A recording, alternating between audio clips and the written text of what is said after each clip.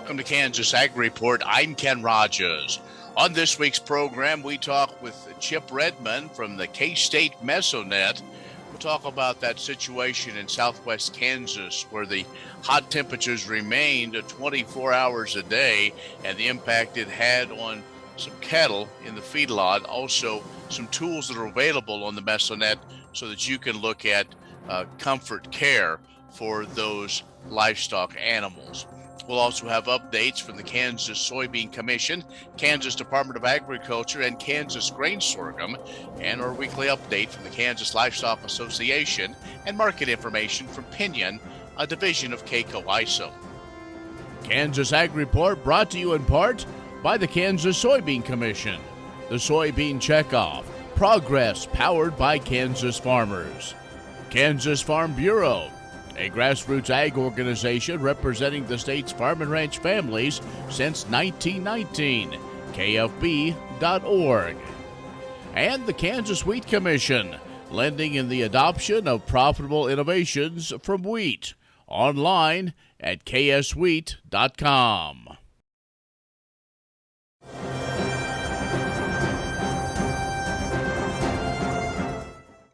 Areas in southwest Kansas experienced an unusual and unfortunate weather event June 11th and 12th. The combination of temperatures significantly increasing in a short amount of time, along with high humidity, no wind, and overnight lows only falling around 70 degrees, led to cattle losses from heat stress. Those who were impacted by the event may be eligible for the Livestock Indemnity Program, or LIP. That offers payments to eligible livestock owners for death in excess of normal mortality caused by eligible loss conditions, and that could include the extreme heat. Now, producers must file a notice of loss within 30 days of the loss becoming apparent, and then file an application for payment within 60 days of the end of the year. Now, although livestock owners can apply for LIP in the county in which the loss occurred, it is recommended that you apply in the county that maintains your Farm Service Agency records. Also recommended producers document the loss and provide a statement of a veterinarian verifying that it was due to heat. Documentation of the temperature, heat, and humidity from a local weather station leading up to and through the loss event should also be provided, and you can find that at mesonet.k-state.edu and then go from there. Also, more information on the LIP program, fsa.usda.gov. Well, record levels of red meat exports, $18.7 billion in 2021, has had a major impact on the corn and soybean industries. An independent study has been released by the Jude Group, qualified the returns that the red meat exports brought to corn and soybean producers in 2021. Key findings from the export data showed that beef and pork exports account for 537 million bushels of corn usage. That equates to $2.94 billion. Pork exports accounting for 99.3 million bushels of soybean usage nationwide, with the equivalent of 2.36 million metric tons of soybean meal worth $1.3 billion. Beef and pork exports account for 3.4 million tons of DDGS usage. That equates to $716 million. Chip Redmond from the K-State Mesonet will join us when we return. The Kansas Wheat Innovation Center in Manhattan is rediscovering ways to get improved varieties and new genetics in the hands of farmers faster. Grower-led and checkoff-funded research initiatives are bringing about positive change. This grassroots leadership provides a strong voice in Topeka and Washington, D.C. Now is the time to partner with Kansas Wheat in moving wheat forward. Kansas Wheat Commission and Kansas Association of Wheat Growers, farmers investing in their future and yours. Log on to rediscoverwheat.org. What if U.S. soybean meal were more than a commodity? If seed companies and the soybean checkoff built a better variety? That future is here. The time is now. To meet end-user demands, the soybean checkoff is investing in the compositional quality of soybeans, including meal. A message from the Kansas Soybean Commission, the Soybean Checkoff. Progress powered by Kansas farmers. Next time you see a beautiful field of corn, reach out and thank the farmers who work tirelessly to raise corn for livestock feed, renewable fuels, and exports to feed a growing world population. The farmers on the Kansas Corn Commission work for Kansas corn with grower-funded checkoff dollars that support foreign and domestic market development, research, promotion, and education to expand opportunities for Kansas farmers. To learn more, visit kscorn.com. Many seed companies claim to offer the latest genetics, but how many have tested those genetics in soils just like yours? The Oldie Seed Know to Grow research program has fully tested the latest seed genetics in soils that are right in your neighborhood. The Oldie Seed Know to Grow program can recommend the best performing hybrids from technologies like Enlist, Extend, and Liberty Link that will optimize the yield and profit of every acre on your farm. Contact Oldie Seed today. Kansas Ag Report brought to you in part by Kansas Grain Sorghum, growers working together. Learn more at ksgrainsorghum.org. Grass and Grain, online or in the mail, keeping Kansas farmers informed for over 60 years. grassandgrain.com.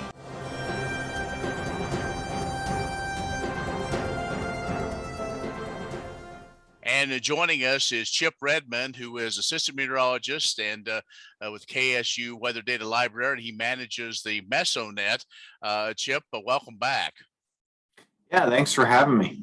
Well, there's a couple things we do want to talk about. I think most people are aware of the situation with the heat in Southwest Kansas, and that kind of triggered this to talk with you again. We like to kind of get your take on the weather and the outlooks, but this particular has almost got a life of its own, and so we want to not only talk about that, what you have seen, what you're seeing now, and then also the tools that the Mesonet has for those in the livestock industry, and also those that want to know when we have these big heat issues. So, this time of the year, we do get some hot temperatures, but was that a particular phenomenon where we just didn't seem to cool off at night?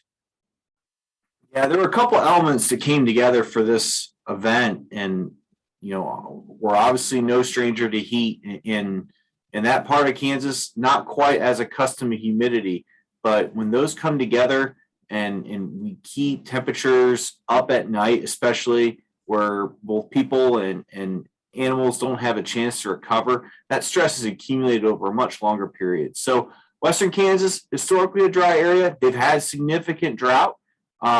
They had the rainfall to really kind of relieve some of that drought. We saw areas go from exceptional drought to just a severe drought, which is a big jump in the drought monitor over just a couple of weeks.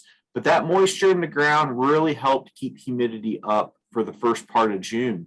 And we saw that humidity finally drop over the weekend around the 12th, the 13th.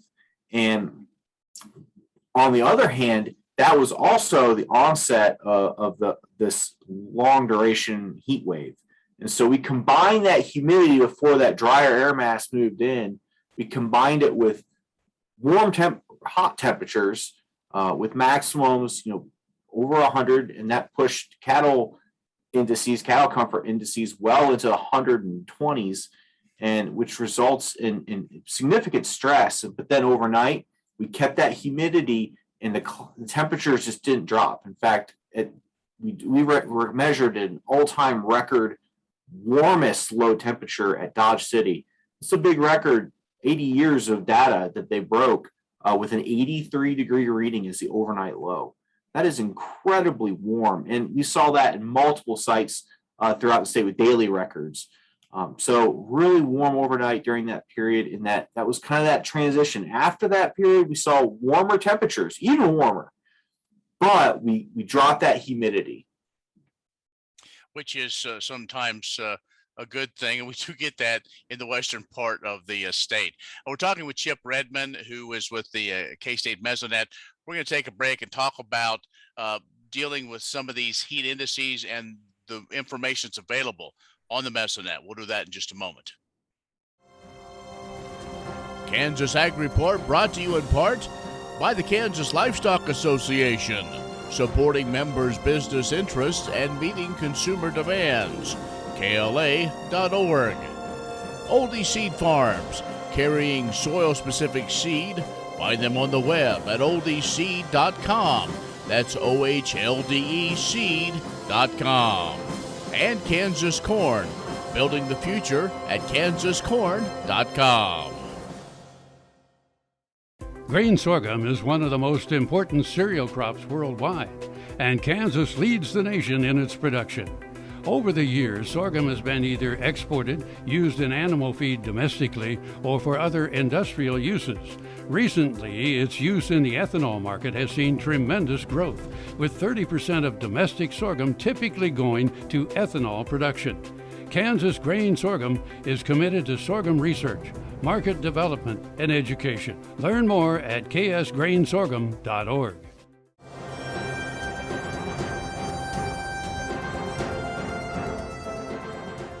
And our guest is Chip Redmond with the K-State Mesonet. He is the assistant meteorologist as well as with the KSU Weather Data Library, and takes care of the Mesonet, which is now pretty much all over the state. And I don't know if every county yet has one, Chip, but anyway, let's talk about, because of what we saw in Southwest Kansas with all those cattle in the feedlots, you have tools on the Mesonet website and all these locations dealing with the heat indices and to get the correct numbers. Yeah, so we obviously can't recollect or rebuild every situation. Every situation is so different with every environment. However, we do provide basic, what we call a cattle comfort or an animal comfort index. We provide that on the Mesonet. If you go at the menu in the top left, you click the menu, and then you click agriculture and then animal comfort. That'll bring you to a map and a page that'll show you the current animal comfort. It updates every 5 minutes, and that'll show you the stress level as well as basically the category the current number falls into, and then the value. And that takes into consideration solar radiation, wind speed, as well as humidity and temperature. So all those things compile into just a baseline of what cattle comfort or animal comfort stress levels are. You can also look at the last 7 days on there on the map, and you can download that data by station. All right. And again, they're all over. So just go to the Mesonet website, pick on the area that you're interested in. And we know sometimes folks may farm or ranch in one operation, but in another county that may be where their cattle are. So they can find that data as close as they can to where the animals are located. Yeah, we have 80 stations across the state, especially that western third. We got one in every county. So yeah, you can look at it all really quickly at real time, and then go back and look at some recent historical data. All right, Chip, we got to talk about it. We're getting into July. We're now in the summertime. Do we have relief in sight? We saw the NOAA forecast come out, said below moisture, higher temperatures. Is that what you're seeing as well? Yeah, there's just not a lot of hope out there right now. We've really dried the soils out since the early June rains, and that has resulted in kind of a negative feedback where we've got these really warm temperatures with gusty winds at times, and then low humidity, and that all factors to just keep things really dry.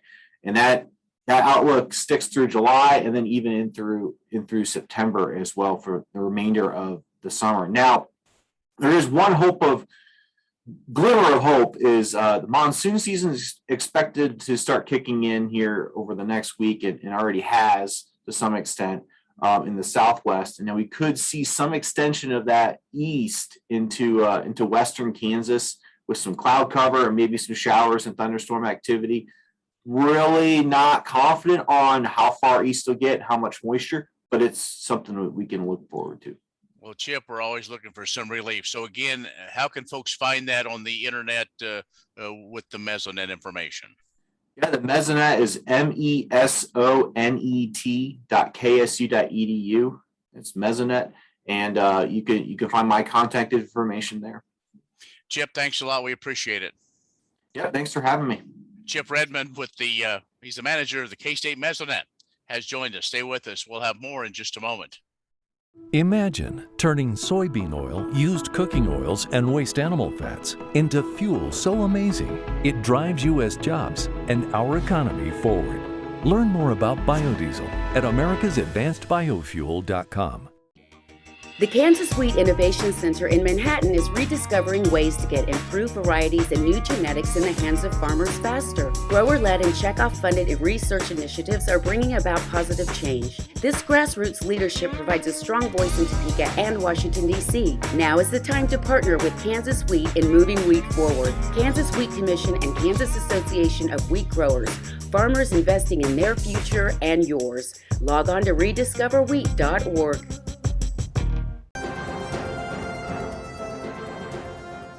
Sustainability is not a destination, it's a journey, an ongoing set of practices to maximize resources. U.S. Soy is committed to a long-term solution when it comes to preserving our land, and the Sustainability Overview Report from the Soybean Checkoff explains how. By 2025, soybean farmers in the U.S. aim to reduce land use impact by 10%, reduce soil erosion by 25%, increase energy efficiency by 10%, and reduce total greenhouse gas emissions by 10%. To accomplish those goals, the Soybean Checkoff names 15 environmental, social, and economic factors where U.S. soy is positioned to move the needle. You can learn more about these factors by reading the entire sustainability report at www.ussoy.org under the Sustainability tab. To understand how U.S. soy can move the needle, it is important to understand how far sustainability practices have progressed. The report shares that between 1980 and 2020, U.S. soybean farmers have realized per bushel of soybeans a 60% improvement on irrigation water use efficiency, a 48% improvement in land use efficiency, a 46% improvement for energy use efficiency, and a 43% improvement in greenhouse gas emissions efficiency, as well as a 34% soil conservation improvement per acre. These gains are thanks to adoption of cover crops, crop rotation, conservation tillage, and advances in technology. To learn more about U.S. soybeans and sustainability, visit ussoy.org. The Kansas Wheat Innovation Center in Manhattan is rediscovering ways to get improved varieties and new genetics in the hands of farmers faster. Grower-led and checkoff-funded research initiatives are bringing about positive change. This grassroots leadership provides a strong voice in Topeka and Washington, D.C. Now is the time to partner with Kansas Wheat in moving wheat forward. Kansas Wheat Commission and Kansas Association of Wheat Growers. Farmers investing in their future and yours. Log on to rediscoverwheat.org.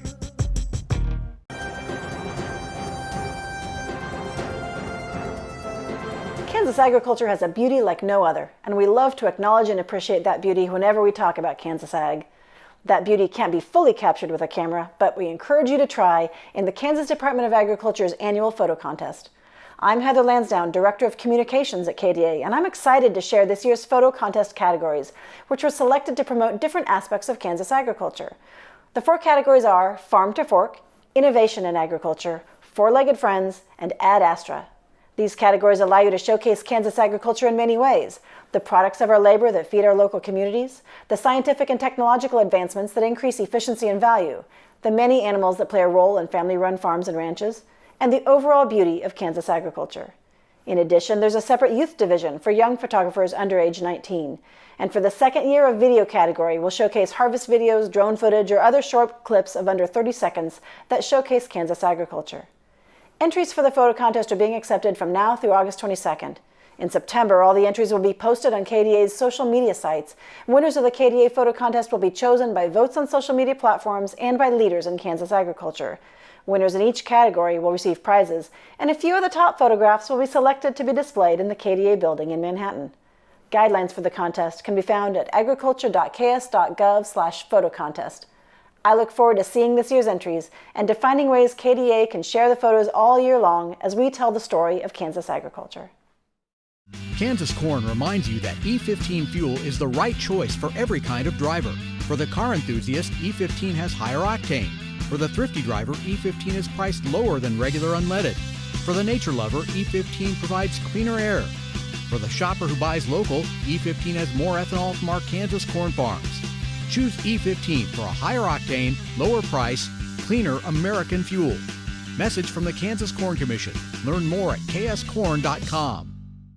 Brian Weta is part of a fifth-generation farm established in 1876 through a land grant signed by President Ulysses S. Grant. Weta Farms, LLC is a diversified farm in Sedgwick County.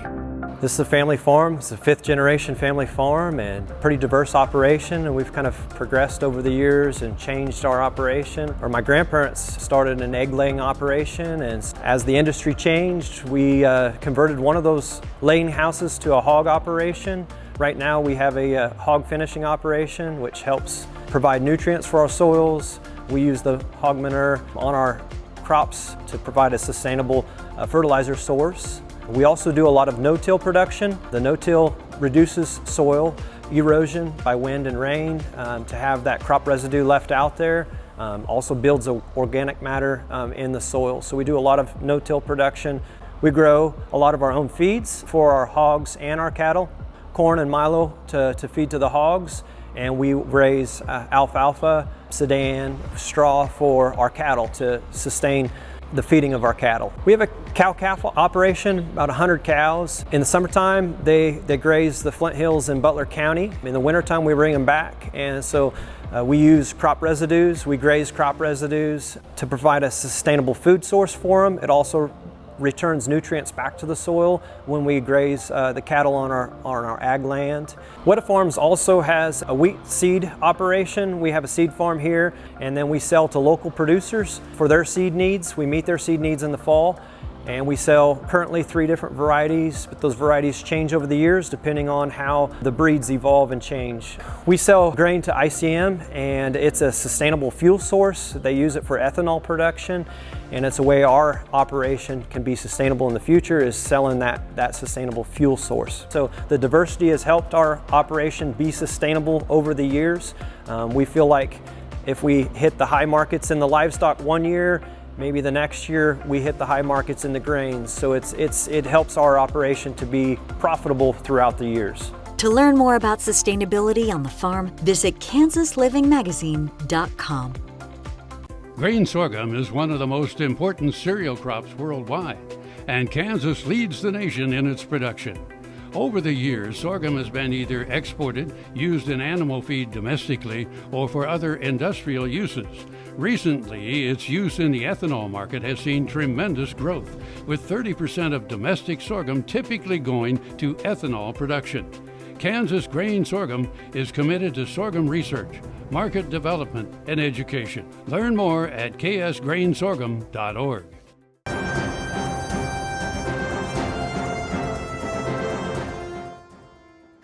A heifer fed at Ersick-and-Dahl Feed Yard by Heritage Cattle, both of Garden City, won the Earl C. Brookover Memorial Award at the recent Beef Empire Days Fed Cattle Show.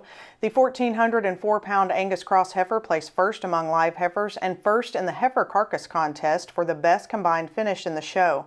Data showed the heifer hung an 872-pound carcass, had a 15.2 square inch ribeye with 0.57 inches of fat cover, graded low prime, and was a yield grade 2.81. The grand champion steer was a 1,414-pound entry fed at HRC Feed Yards of Scott City by Suretop Angus and Charlet of Nebraska. This steer placed 6th live and 4th in the carcass contest. The entry hung a 907-pound carcass, had a 15.8 square inch ribeye with 0.42 inches of back fat, graded high choice, and was a yield grade 2.32. Beef Belt of Scott City fed the steer chosen as the grand champion carcass. The 1,458-pound steer, owned by W6 Cattle of Nebraska, hung a 922-pound carcass, had a 15.3 square inch ribeye with 0.5 inches of back fat cover, graded prime, and was a yield grade 2.57. What if U.S. soybean meal were more than a commodity? If seed companies and the soybean checkoff built a better variety. That future is here. The time is now. To meet end-user demands, the Soybean Checkoff is investing in the compositional quality of soybeans, including meal. A message from the Kansas Soybean Commission, the Soybean Checkoff, progress powered by Kansas farmers.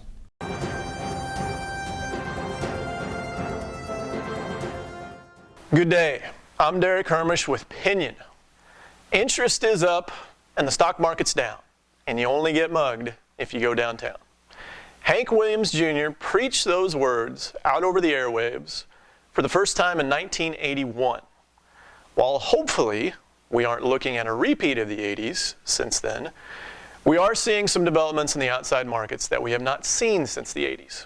We have experienced recessions since then, with the tech bubble popping in the early 2000s, and then again with the mortgage crisis and the fallout from that in 2008 and 2009.